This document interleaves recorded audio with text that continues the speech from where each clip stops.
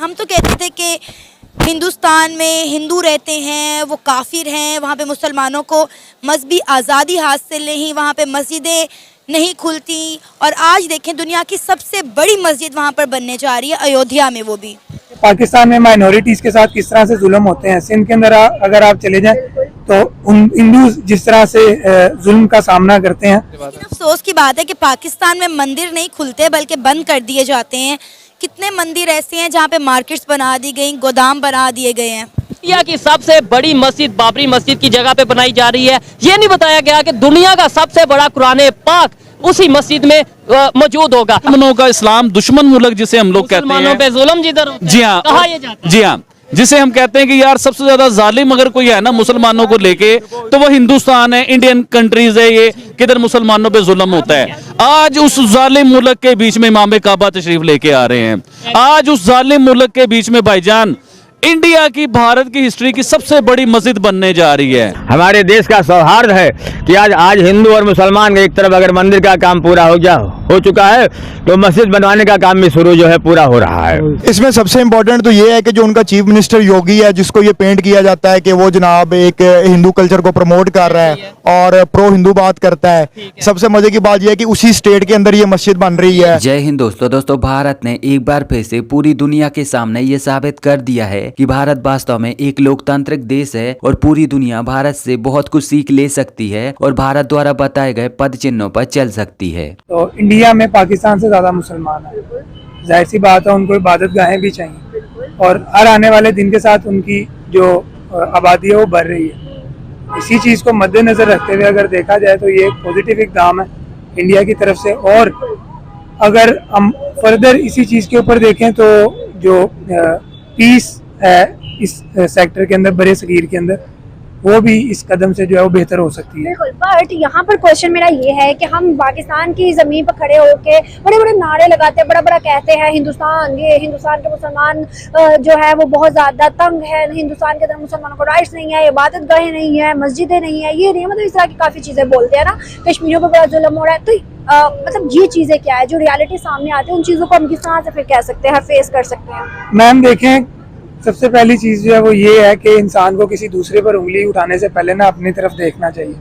ठीक है, हम लोगों के ऊपर या दूसरी नेशंस के ऊपर तो कमेंट पास कर देते हैं, लेकिन हमें ये नहीं पता कि हमारा अपना क्या हाल है। ठीक है, हम यहाँ पे हिंदुओं के साथ क्या हो रहा है? मैम यहाँ पर हिंदुओं के साथ भी जो है, और सिर्फ हिंदुओं के साथ नहीं, बहुत सारी माइनॉरिटीज़ ऐसी हैं और कुछ जगहों पर सिर्फ माइनॉरिटीज़ की बात नहीं है, अपने मुसलमान भाइयों के साथ भी जो है यहाँ पर बहुत सारे सलूक इस तरह से होते हैं। अब दरअसल यह तो शायद आपको पता होगा ही कि अयोध्या में राम मंदिर के निर्माण का कार्य संपन्न हो जाने के बाद दुनिया की सबसे बड़ी मस्जिद के निर्माण का कार्य शुरू होने वाला है। न्यूज और रिपोर्ट के अनुसार ये बताया जा रहा है कि अयोध्या में बनने वाली मस्जिद दुनिया की सबसे बड़ी मस्जिद तो होगी ही और इसके निर्माण का कार्य साल 2024 में मई माह से शुरू हो जाएगा। साथ ही साथ इस मस्जिद के 3D मॉडल और डिजाइनिंग का काम फरवरी माह के मध्य तक संपन्न हो जाएगा और फिर प्रशासन के सामने उस मस्जिद को 3D मॉडल के अनुसार बनाने की मंजूरी मिल जाएगी और उसके लिए पैसा भी सैंक्शन हो जाएगा। कुछ रिपोर्टों के अनुसार तो ये भी बताया गया है कि दुनिया की सबसे बड़ी मस्जिद जो कि भारत में बनने जा रही है तो इसकी नींव भी उत्तर प्रदेश के मुख्यमंत्री योगी आदित्यनाथ जी के द्वारा रखी जाएगी। योगी आदित्यनाथ जी के द्वारा अयोध्या में बनवाई जा रही है मस्जिद दुबई और सऊदी जैसे देशों की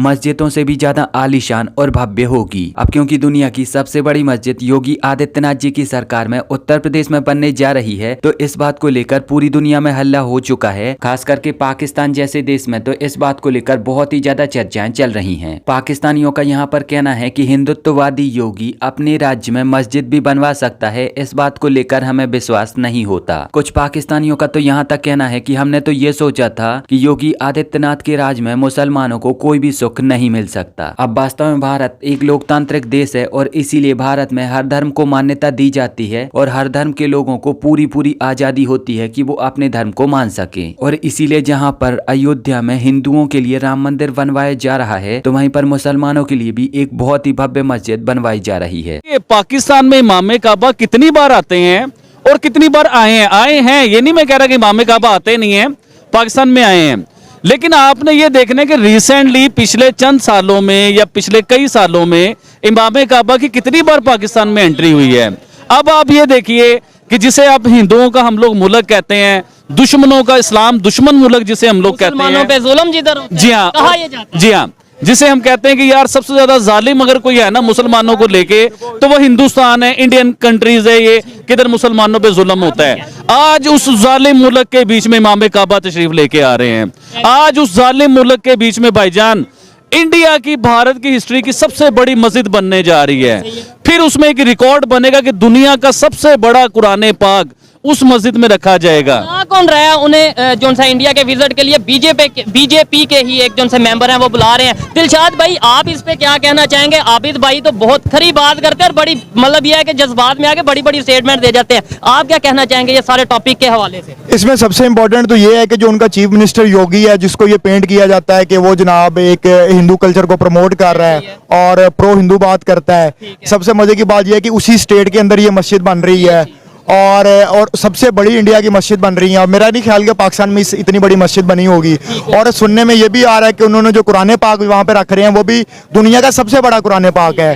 ठीक है, तो हमें भी देखना चाहिए कि आप जब जैसे जड़ावाला के अंदर एक वाकया हुआ है, क्या हमने उसकी कंपनसेशन की उन लोगों के साथ, जो कि सबसे इंपॉर्टेंट पॉइंट है। और नहीं, और बाबरी मस्जिद का जब इशू हुआ, यहाँ पे जैन मंदिर को जो है वो डिमोलिश किया गया, क्या जैन मंदिर वहाँ पे बनाया गया लेकिन उसी तरीके से बनाया गया, उतने बड़े तरीके से बनाया गया? ये भी एक सवाल पैदा होता है। अच्छा, इसको तो उन्होंने इवेंट बना दिया, जैसे इमाम काबा आ रहे हैं उसका फाउंडेशन रखने के लिए, उसकी बुनियाद रखने के लिए, तो उसको एक ऐसा त्यौहार बना के पेश किया गया जो कि इंटरनेशनल मीडिया भी उसको कवर करेगा और उसको बड़ी पजीराई मिलेगी।